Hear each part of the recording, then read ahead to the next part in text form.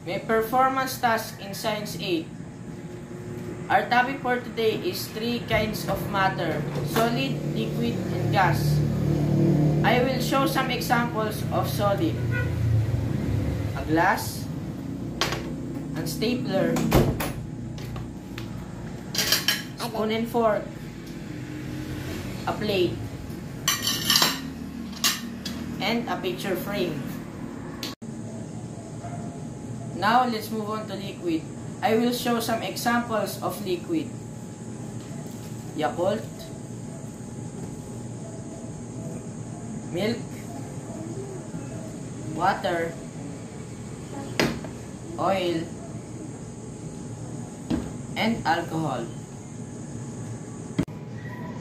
And lastly, gas: oxygen, air, balloon, butane, and LPG.